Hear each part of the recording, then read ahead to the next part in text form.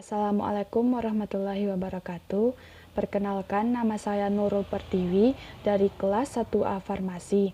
Baiklah, di sini saya akan menjelaskan sedikit tentang organisasi sel dalam mata kuliah biologi sel. Sel adalah unit terkecil dari makhluk hidup. Organisme di dunia ini tersusun atas sel-sel yang saling berintegrasi membentuk suatu fungsi tertentu dalam tubuh makhluk hidup, baik organisme tingkat seluler maupun organisme multiseluler. Sel dapat digolongkan menjadi dua. Yang pertama, sel prokariot, yaitu jenis sel yang tidak dilengkapi dengan membran inti, contohnya bakteri dan ganggang biru. Yang kedua, sel eukariot, yaitu jenis sel yang memiliki membran inti, contohnya sel hewan, tumbuhan, dan fungi. Sel memiliki dua bagian besar, yaitu nukleus dan sitoplasma.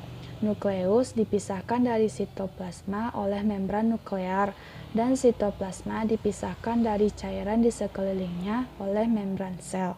Sitoplasma terdiri dari 5 bahan dasar, yaitu air, elektrolit, protein, lemak, dan karbohidrat. Sel prokariot dan eukariot. Yang pertama, sel prokariot.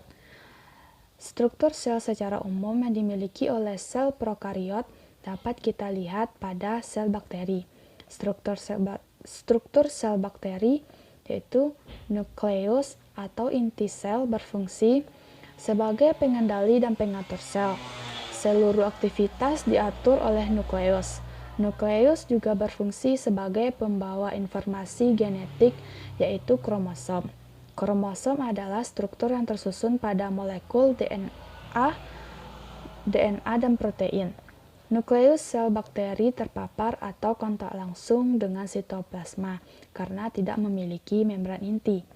Sitoplasma adalah bagian sel yang berisi cairan tempat berlangsungnya metabolisme sel.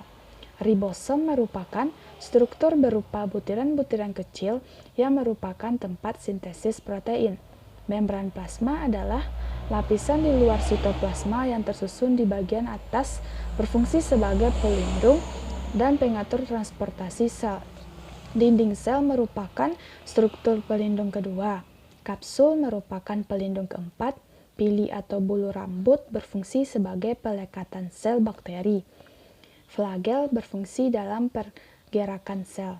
Yang kedua, sel eukariot memiliki struktur yang lebih kompleks dan memiliki membran inti. Ia memisahkan nukleus dengan sitoplasma dan juga memiliki struktur endomembran yang disebut organel. Macam-macam organel. Yang pertama, ribosom berperan dalam pencernaan sel. Yang kedua, mitokondria berperan dalam respirasi sel. Yang ketiga, aparatus Golgi berperan dalam sekresi produk. Yang keempat, retikulum endoplasma berperan dalam sintesis produk. Yang kelima, plastida yang mengandung pigmen. Yang keenam, vakuola berfungsi dalam penyimpanan cadangan makanan. Yang ketujuh, mikrotubulus yang memiliki struktur tabung. Kedelapan, mikrofilamen berfungsi dalam pergerakan sitoplasma dan kontraksi otot. Yang kesembilan, badan mikro. Kesepuluh, dinding sel berfungsi memberi bentuk sel dan sebagai sel pelindung. Ke-11, sentriol berperan dalam pembelahan sel. Baiklah, hanya segitu yang dapat saya sampaikan. Apabila ada kesalahan dalam penyampaian, saya mohon maaf, ataupun kekurangan, saya mohon maaf. Assalamualaikum warahmatullahi wabarakatuh.